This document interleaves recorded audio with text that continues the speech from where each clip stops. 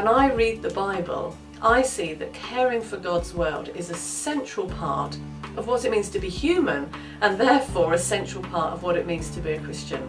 For me, to say that I follow Jesus but live in a way that destroys the world that he loves is a contradiction in terms. Some of the leading environmentalists, both from a conservation perspective and from the scientific angle, some of the leading environmentalists are Christians. Certainly in the last 10-15 years, there's been a number of Christians who are scientists who have been very influential in changing people's minds, both in the secular world and in the religious world, as to what we should do about our environmental crisis.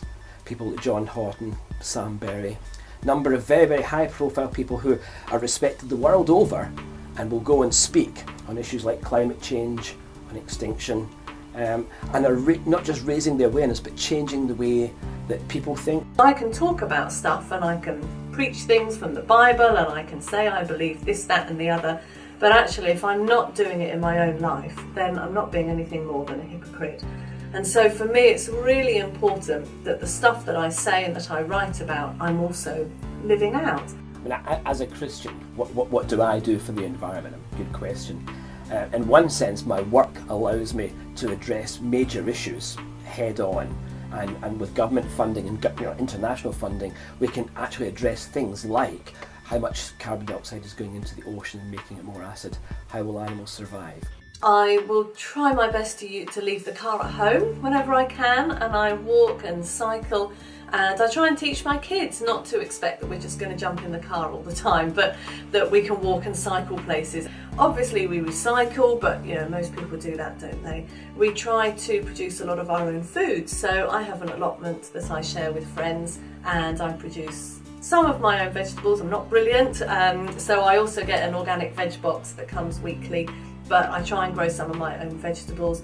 I've kept chickens in the past, and I also run a pig cooperative, and we keep pigs. There's a whole bunch of us who are friends, and we get together and we've found some land through an organisation, and we keep pigs, and that means that we're able to have our own meat. So I make my own sausages and ham, and it means that I know where my meat is coming from. One of the main reasons why our world is in the mess that it's in is because in this country and other countries like us, we are greedy and we demand so much stuff.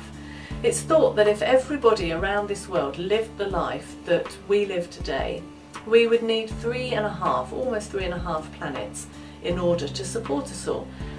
And of course, the simple reality is we don't have 3.5 planets, we only have this one planet. And that means that we have to reduce a lot, and we have to buy less stuff, and we have to live more simply and consume less energy.